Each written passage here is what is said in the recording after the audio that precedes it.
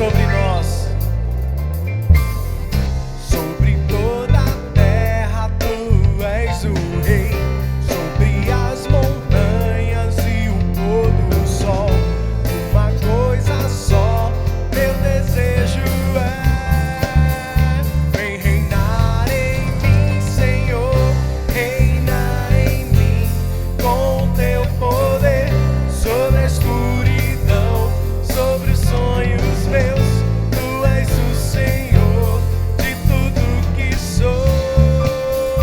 Vem reinar em mim, Senhor.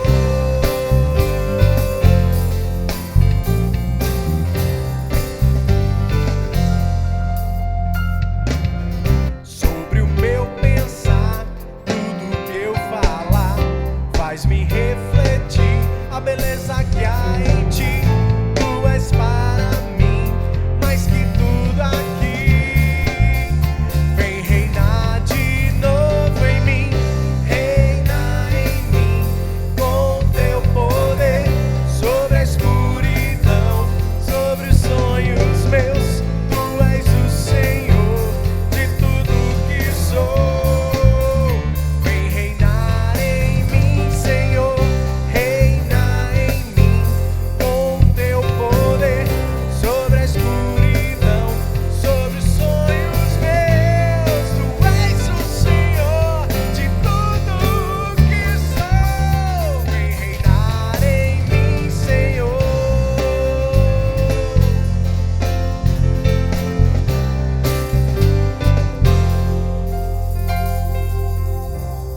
Sejam todos bem-vindos. Estamos aqui hoje mais uma vez para louvar e engrandecer o nome do nosso Senhor. Então vamos repetir juntos: alegrei-me quando me disseram, vamos à casa do Senhor. Sim, você é casa, eu sou casa. Todos nós somos templos do nosso Senhor Jesus Cristo. E por isso nos alegramos. E por isso estamos aqui para louvar e engrandecer o nome do nosso Senhor Jesus. E quero convidar você agora para reclinar a sua cabeça, para fechar os seus olhos, meditar sobre aquilo que tens feito, por onde tens andado. A palavra de Deus, ela nos diz que o pecado, ele faz separação entre nós e entre Deus, porque quando pecamos, nos afastamos do amor de Deus. Mas essa mesma palavra, ela nos garante que se nos arrependermos dos nossos pecados, Ele é fiel e justo para nos perdoar os pecados e nos purificar de toda injustiça. Então agora fale com Deus. Diga para Ele por onde tens andado, o que tens feito, aquilo que não agrada ao coração de Deus. E Ele, com sua misericórdia, com sua graça, há de te perdoar. Senhor Deus, recebe esses pedidos de perdão, de corações quebrantados e contritos diante da Tua santa presença. Passa sobre nós o Teu sangue purificador e nos limpa. Também nos enche do Teu Espírito Santo, para que possamos andar de forma a sermos mais parecidos contigo. Em nome de Jesus, Senhor. Amém. Juntos, vamos cantar o Kyrie.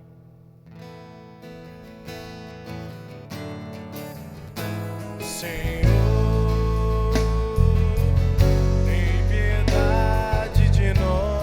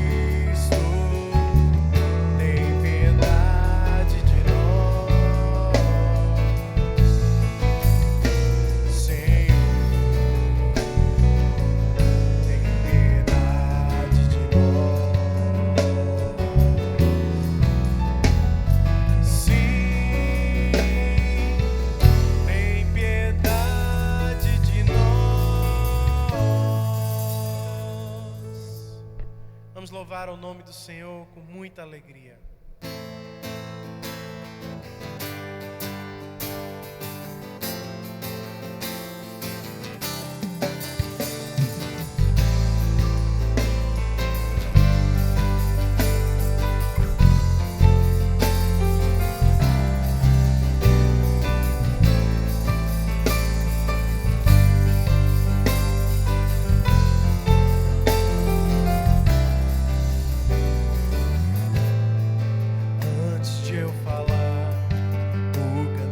Sobre mim,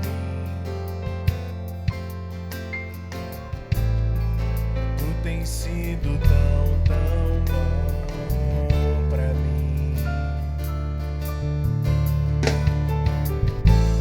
Antes de eu respirar, sopraste tua vida em mim. Tu tens sido tão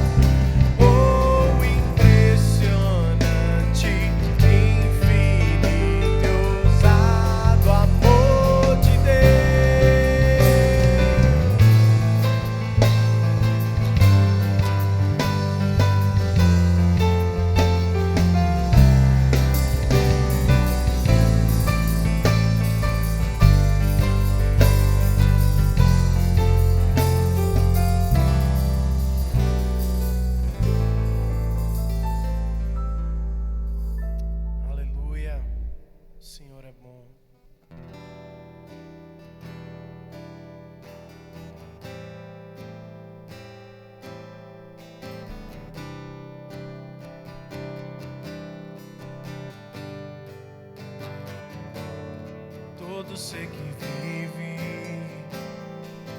louve o nome do Senhor. Toda criatura se derrame aos seus pés, ao som da sua voz, o universo se desfaz. Não há outro nome comparado, grande eu sou. E mesmo sendo pó, com tudo que há em mim, confessarei que céus e terra passarão, mas o teu nome é eterno. Todo joelho dobrará ao ouvir teu nome, teu santo nome. Todo se confessará, louvado seja o teu nome, teu santo nome. Todo ser que vive, louve o nome do Senhor. Toda criatura se derrame aos seus pés, ao som da sua voz, o universo se desfaz. Não há outro nome comparado ao grande eu sou. E mesmo sendo pó, com tudo que há em mim, confessarei que céus e terra passarão, mas o teu nome é eterno. Todo joelho dobrará ao ouvir teu nome, teu santo nome. Todo se confessará, louvado seja o teu nome, teu santo nome. Todo joelho dobrará ao ouvir teu nome, teu santo nome. Todo se confessará, louvado seja o teu nome, teu santo nome. Para que entre o Rei Jesus, o Rei da glória, eu abro meu coração, eu abro meu coração. Para que entre o Rei Jesus, o Rei da glória, eu abro meu coração, eu abro meu. Quem é o Rei da glória? Quem é o Rei da glória? É Jesus, Jesus, Ele é o Rei, Ele é o Rei. Quem é o Rei da glória? Quem é o Rei da glória? É Jesus, Jesus. Todo joelho dobrará ao ouvir teu nome, teu santo nome. Todo se confessará, louvado seja o teu nome, teu santo nome.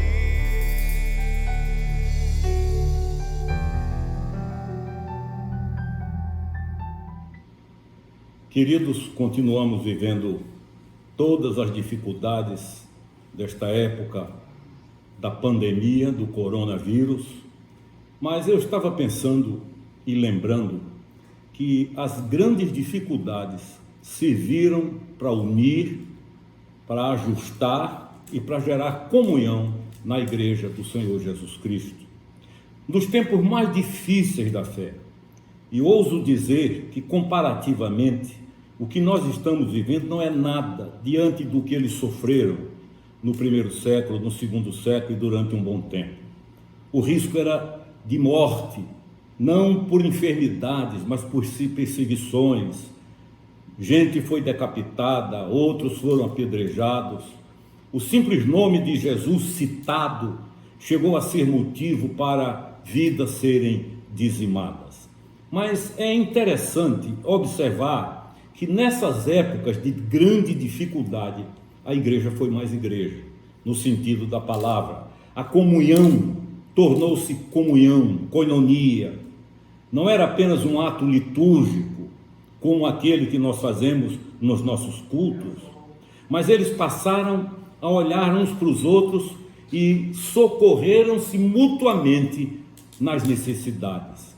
Se você ler Atos capítulo 2, você vai descobrir que debaixo do Império Romano, na Judéia, com a perseguição religiosa, com as forças religiosas opressoras, e houve tantas mortes ali, nada disso impediu que esse povo chamado igreja, não é templo, templo é templo, igreja é igreja, gente salva não porque teve conhecimentos, porque preparou-se muito, mas por uma única razão, um encontro real, verdadeiro e pessoal com o Senhor Jesus Cristo.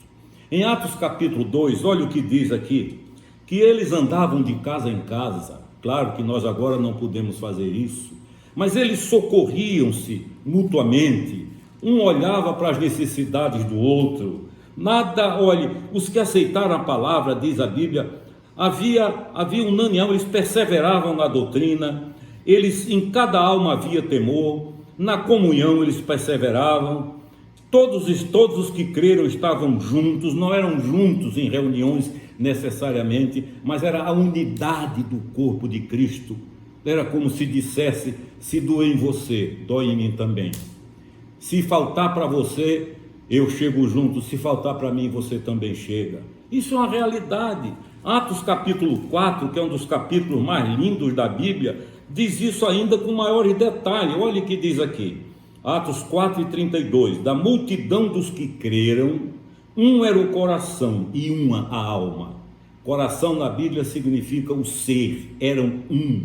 E alma é a mente, tinham a mesma mente, não havia divergências, correntes.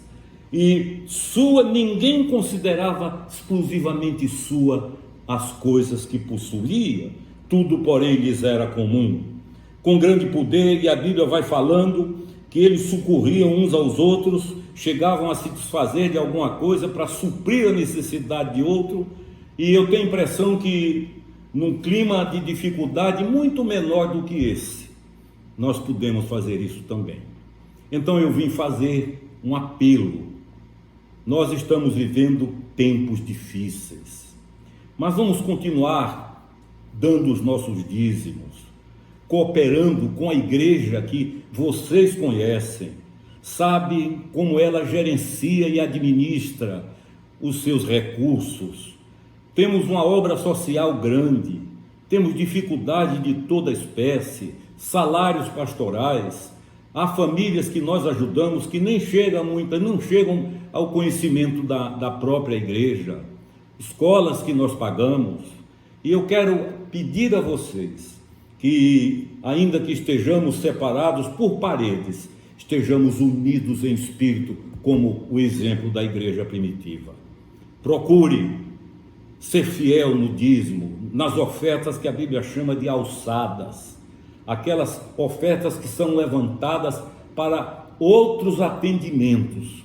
Eu gostaria que você chegasse junto, cada vez mais, mesmo estando, repito, separado por paredes, mas juntos, vinculados uns aos outros, pelo amor do Senhor Jesus Cristo. Eu vi isso na prática em alguns lugares por onde andei. Onde faltava para um, chegavam os outros. E nós queremos que na nossa igreja, a Catedral da Reconciliação, nós possamos ajudar, nós possamos chegar junto, nós possamos dizer que nos tempos mais difíceis a fonte jorrou, porque nós não somos cristãos de lugares. Onde estiverem 2 ou 3, na sua casa, na minha casa, no trabalho, é uma chance de você ajudar. E também lembrei de uma solução que foi apresentada há pouco por um dos nossos pastores, o reverendo Kleber, de que nós podemos fazer o que foi feito também entre eles e no Israel antigo. Há irmãos que vendem o que nós precisamos, vamos dar um pouco de prioridade, de primazia. Há irmãos que em estabelecimentos têm suprimentos que nós precisamos comprar, vamos dar preferência, não como obrigação, não como imposição, porque não é, mas como um ato de amor, de comunhão, de estar juntos, de chorar com quem chora e sorrir com quem está sorrindo. É ajudar aqueles que trabalham conosco. Essa não é uma hora muito boa para que eles vivam dores e sacrifícios. Não é uma hora muito boa para pessoas que choraram conosco nos trabalhos em casa ou na própria vida, se vejam soltas, isoladas completamente. É hora da igreja ser igreja como foi em Atos 2 e em Atos 4. É hora de uma espiritualidade mais encarnada, de menos viagem, de menos emoções e de mais realidade. Uma espiritualidade que leva alimento, que leva roupa, uma espiritualidade que atenda às necessidades, uma espiritualidade como a de Filemon. É um capítulo só, mas é uma das narrativas mais poderosas de toda a palavra de Deus. Quando ele conhece Jesus, quando ele é transformado, você leia, é um capítulo só, Filemon, e você vai ver como ele socorre, como ele ajuda.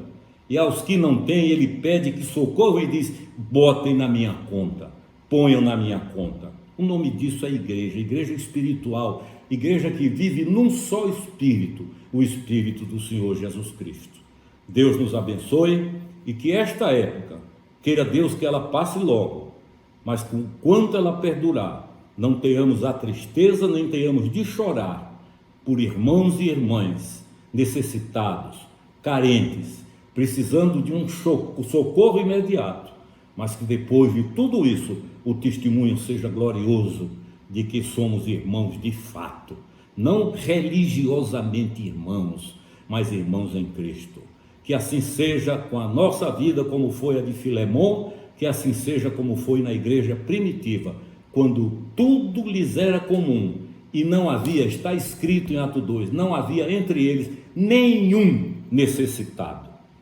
Numa época de domínio do Império Romano, de perseguição, de mortes, eles estavam juntos. Olhe para um lado, olhe para o outro, você pode socorrer alguém. Olhe para a sua igreja e seja fiel, para que os funcionários possam receber, para que a energia possa ser paga, para que os pastores possam receber, para que haja socorro e distribuamos com quem necessita. Eu deixo essa exortação pastoral em nome do Senhor Jesus Cristo. Amém. Queridos, nós temos dito que as portas da igreja, elas estão fechadas, mas a igreja do nosso Senhor Jesus Cristo, ela continua viva e ativa. E isso significa que todas as obrigações da nossa Catedral da Reconciliação, elas continuam vindo, elas continuam chegando. Continuamos com os nossos funcionários, com pastores que dedicam seu tempo integralmente ao ministério pastoral. Então precisamos que vocês continuem a colaborar, que vocês continuem generosos, que vocês continuem fiéis àquilo que Deus Ele está fazendo, aquilo que Deus Ele vai propor. E por isso precisamos da continuidade de vocês com os nossos dízimos e ofertas. Porque a palavra de Deus, ela nos diz que coisa mais bem-aventurada é dar do que receber. Por isso precisamos continuar em generosidade, em louvor e com alegria ofertando e dizimando.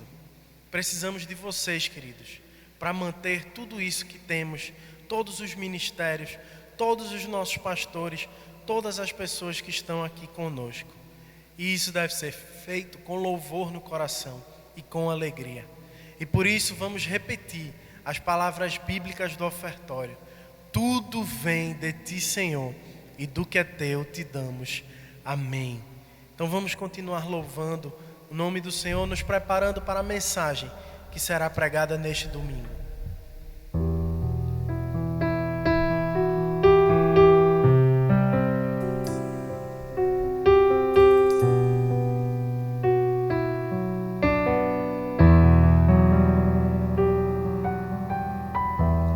Porque dele, por ele, para ele são todas as coisas. Porque dele, por ele, para ele são todas as coisas.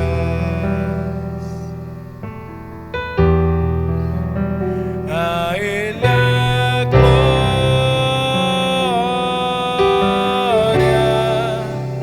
a Ele a glória,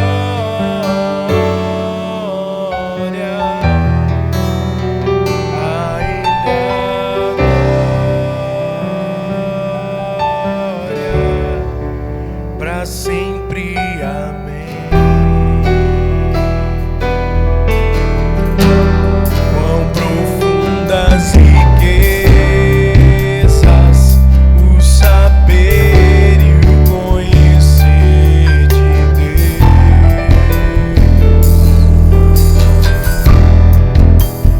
Quão insondáveis seus juízos e os seus caminhos.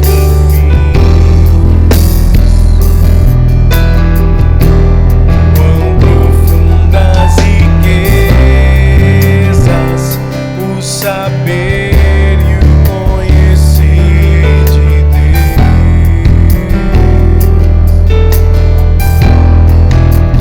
Quão insondáveis seus juízos e os seus caminhos. A Ele a glória,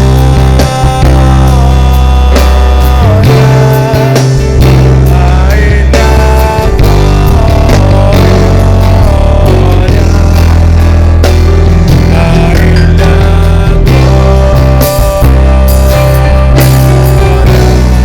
Ele a glória, para sempre. Amém. Para sempre. Amém. A Ele a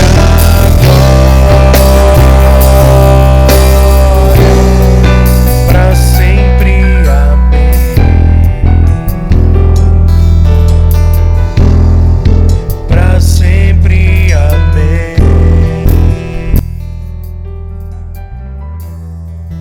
Para sempre. Amém.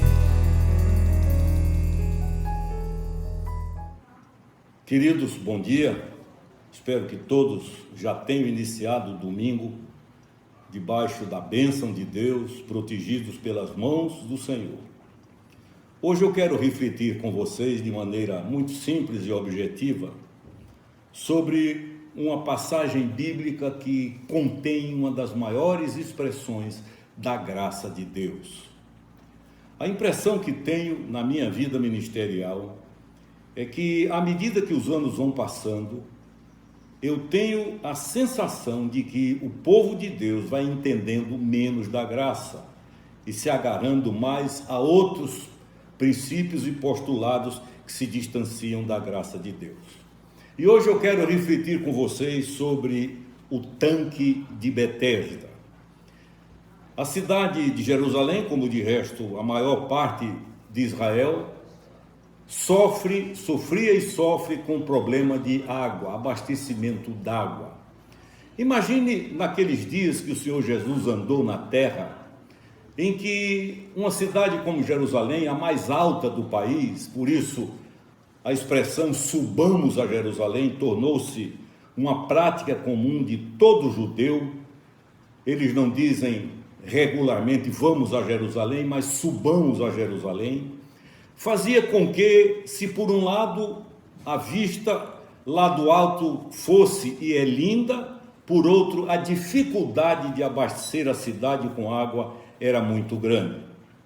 E naquela época eles construíam aquedutos ou tanques para reter água, ter água para a população. Tem o tanque de Siloé, que também está na Bíblia, e esse sobre o qual eu quero refletir com vocês hoje, o tanque de Betesda. Este texto está no Evangelho de João, capítulo 5, do verso 1 até o verso 14. A palavra Betesda, significa casa de misericórdia. Casa de misericórdia. E por que tinha esse nome? Porque para ali corriam os que tinham defeitos físicos, aleijados, mutilados, gente que não podia frequentar determinados lugares, nem viver a vida normal da sociedade. De certa forma era deixada de lado, marginalizada. Pior do que esses, só os leprosos, que não podiam sequer morar dentro dos muros da cidade. Ainda tinham que andar com o cabelo todo desgrenhado, com sinetas, sinos para fazer barulho, uma espécie de guizo que anunciava a chegada deles, e quem tocasse no leproso era condenado pela lei. A falta d'água, portanto, era uma das coisas difíceis e os tanques foram criados por isso.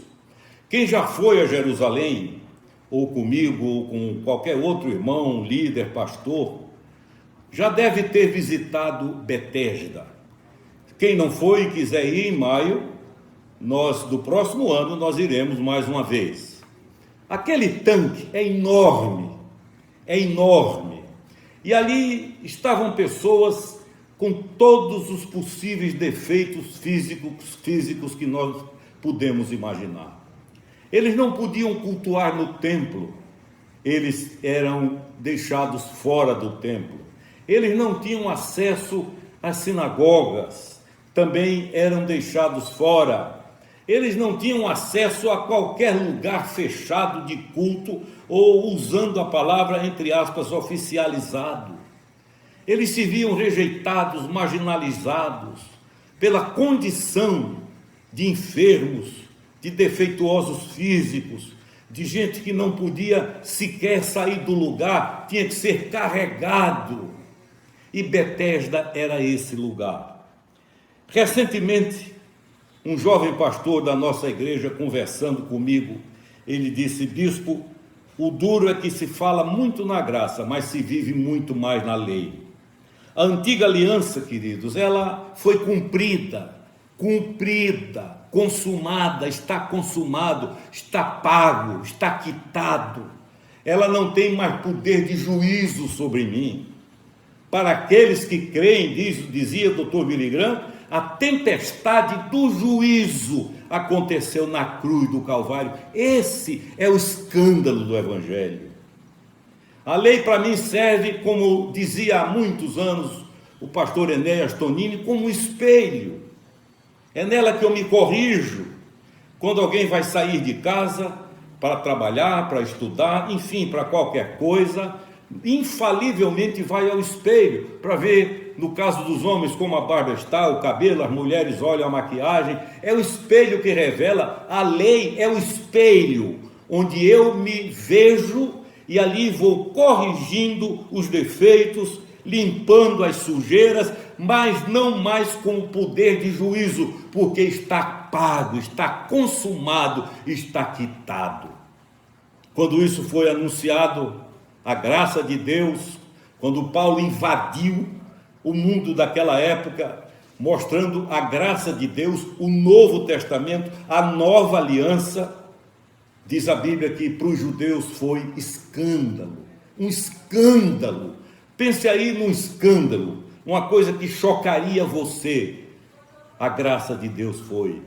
E para os gentios, que era o restante do mundo, foi loucura. Eles diziam, enlouqueceram. É por isso que o cristianismo, a fé cristã, é a única no planeta Terra que não exige pagamentos, sacrifícios, ofertas, caminhadas. É grátis. Se creres, verás. Aquele que crê em mim tem a vida eterna, não é terá. Este verbo na língua grega está num tempo chamado auristo, que significa tem, continua tendo, continua tendo, continua tendo, continua tendo. É como uma dízima periódica, a loucura da graça, que só quem experimenta pode conhecer. E ali para Betesda, essas pessoas corriam, porque eram marginalizadas e rejeitadas. Eu vou citar alguns exemplos, nem todos que eu vou citar correram para Betesda, mas em comum havia o fato de que não podiam entrar em lugares religiosos ou sagrados. O homem da mão mirrada na sinagoga, possivelmente a de Cafarnaum. Diz a Bíblia, e partindo dali chegou à sinagoga deles, fala de Jesus. E estava ali um homem que tinha uma das mãos mirradas. E o que é que aquele homem, na minha mente sempre veio a ideia de que era um jovem, não sei porquê, quando ele entra na sinagoga para cultuar, com fome, com desejo de cultuar, ele entra, mas ele esconde a mão. Não por causa do julgamento de Deus, mas por causa do julgamento dos membros da sinagoga. Não era o julgamento dos de fora, não era o julgamento dos que não conheciam, era o julgamento dos que ali estavam, e ele passava todo aqueles momentos na sinagoga, aprendendo, ouvindo, adorando, cultuando, com a mão defeituosa, escondida. E um dia, quem está ali? Jesus de Nazaré. E Jesus está falando, e este jovem, penso eu, estava ali com a mãozinha, como sempre, oculta, escondeu o defeito, escondeu aquilo que para eles era um pecado, está escondido, não tem problema, ninguém vê.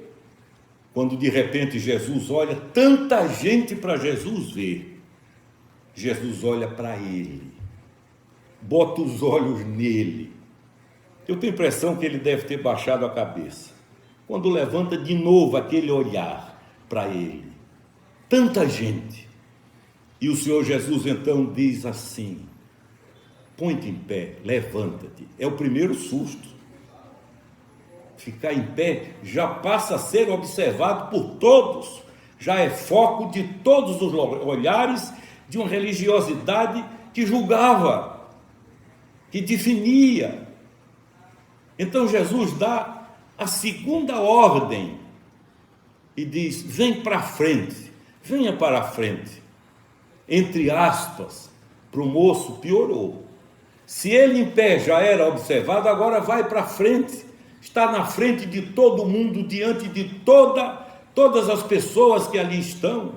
Mas quem sabe ele para por aqui, ninguém viu minha mão, continua escondida, meu defeito continua escondido, e o Senhor Jesus olha para o rapaz e diz, estende a tua mão. Eu tenho certeza que foi a hora mais difícil e decisiva da vida daquele jovem.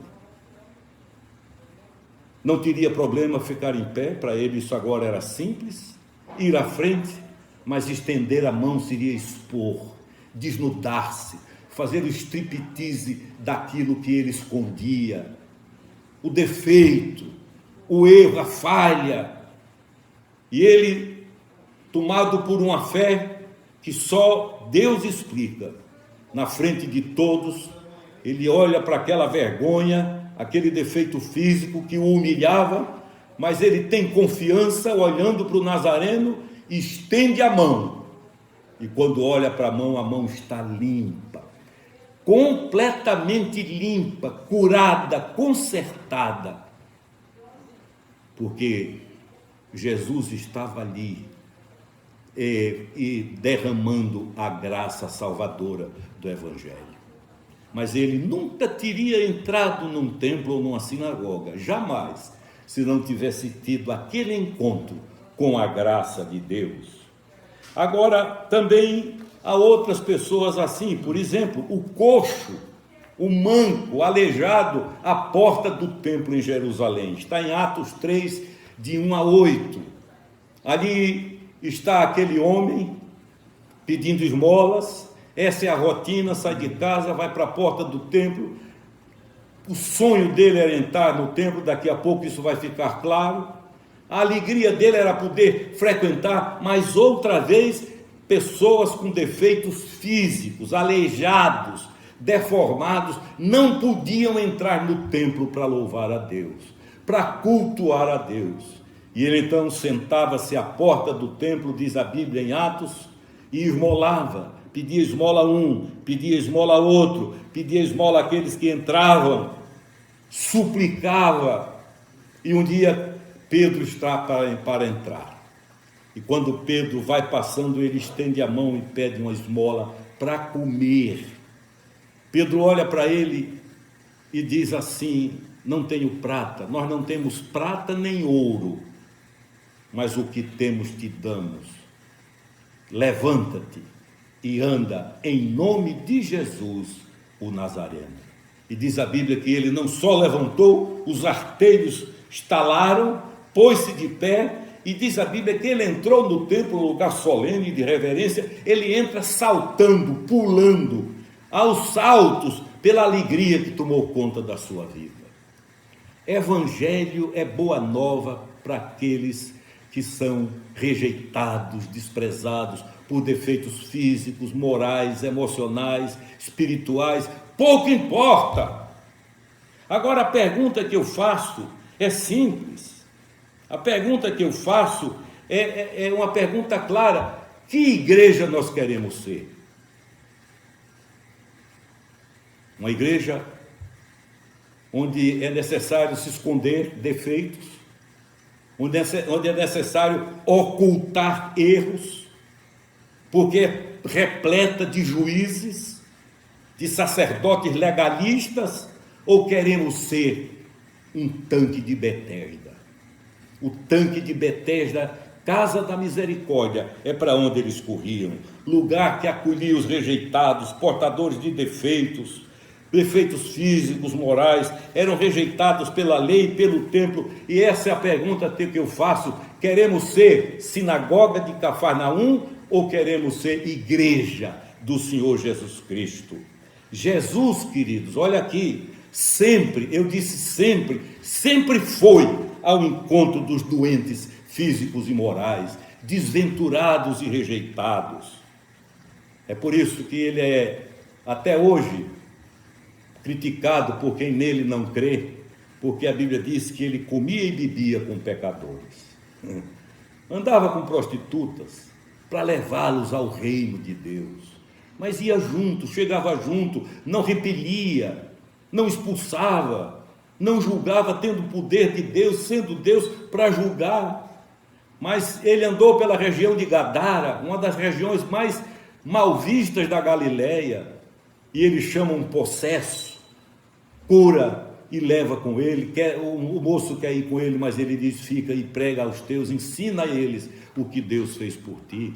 Faz isso com Maria de Magdala, prostituta, e diz: vem comigo, e ela vai. A Bíblia não diz que ela converteu-se na hora, mas na caminhada, possivelmente mudou a vida, e mudou, tanto que tornou-se a primeira missionária da ressurreição de Cristo.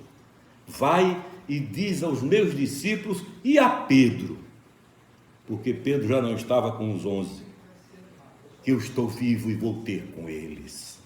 Esse é o evangelho da graça, que é loucura para os que se perdem, mas é sabedoria de Deus para aqueles que o conhecem.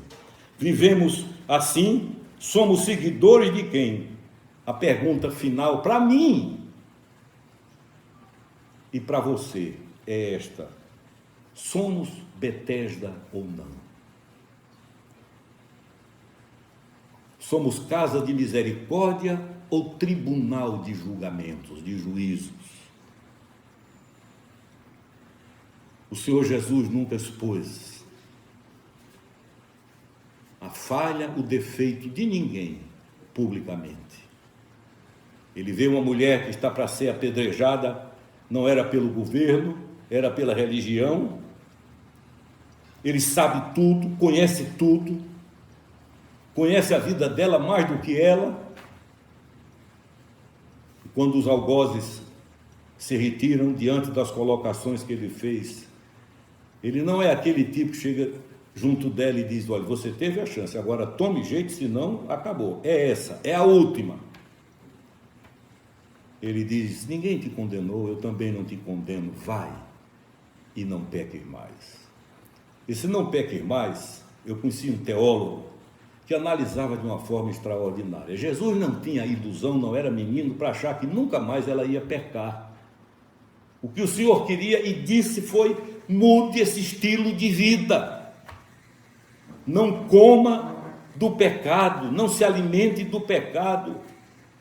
Não faça do pecado a sua fonte de renda. Vá em frente, não peque mais. Ele encontra uma samaritana jovem, absolutamente tomada pela prostituição. Tanto que a Bíblia diz que quando ela é transformada, ela procura os homens da cidade, que era o público dela, para dizer o que Jesus fez por ela.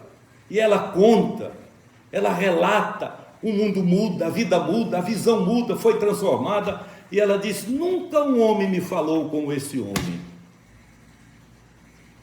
O Senhor não olhou para ela e disse: eu sei seu pecado. Nunca. Eu sei o que você anda fazendo. Nunca. Vou lhe dar uma chance. Aproveite. Não. Quem beber dessa água, querida, que você anda bebendo, tornará a ter sede.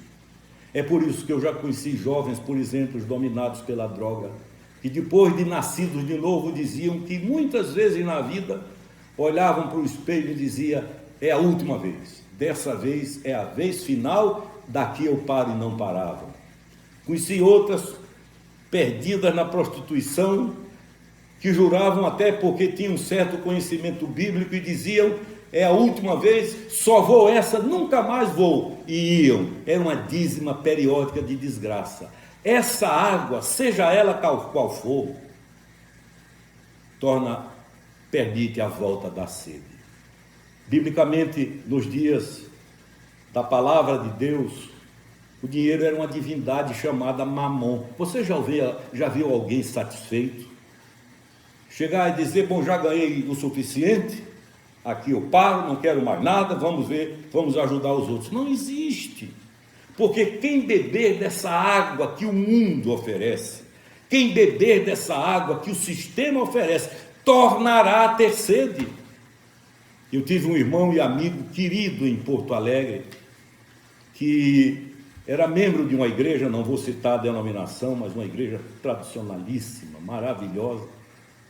E se aquele vício que ele tinha fosse descoberto, e era um vício tido como dos menores, era cigarro, charuto, e ele fazia aquilo escondido, era uma agonia. Um dia ele não aguentou, correu para o quarto dele, ajoelhou-se junto à cama, não tinha ninguém em casa, ele sozinho, e ele orou e não sentia nada, e teve uma hora que ele me contou que deu um murro na cama, um murro, pá! E disse a Deus: agora vai ser para valer. Já que eu não estou sendo curado nem liberto, agora eu vou fazer a hora que eu quiser.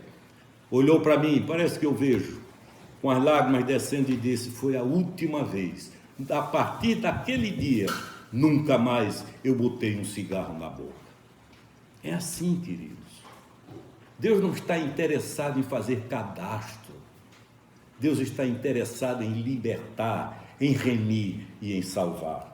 Como bispo e pastor, eu quero concluir dizendo: vamos andar mais com quem Jesus andava. Eu tenho dito que a igreja é instituição, a igreja em geral, né? Nós queremos andar muito com quem ele não andava e não queremos andar com quem ele andava. Vamos andar também com quem eles andavam. Afinal, somos seguidores de quem? da lei ou da graça. Ou está pago ou não está. Ou está quitado ou não está. A escolha é minha, a escolha é sua, a escolha é nossa.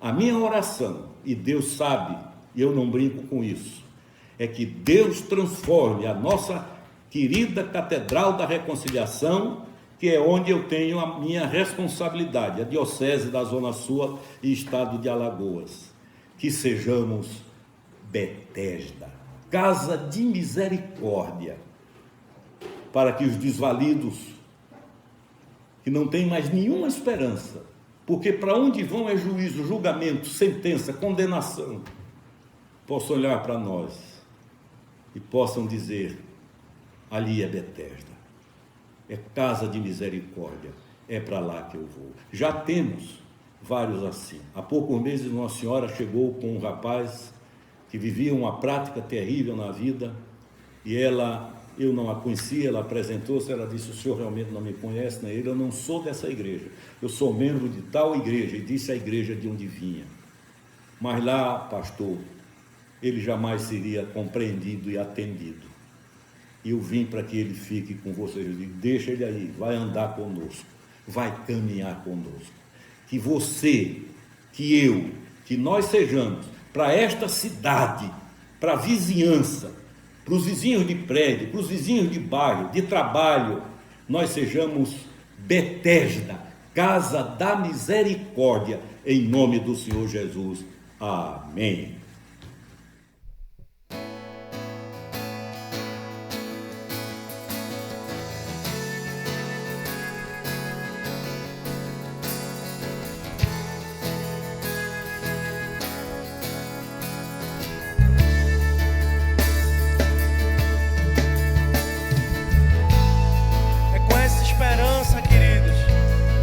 Podemos crer que o amor de Deus por nós, ele é maior do que todas as barreiras, do que todas as fronteiras, porque Ele nos ama. Tem ciúmes de mim, o seu amor é como um furacão, e eu me rendo ao vento de sua misericórdia.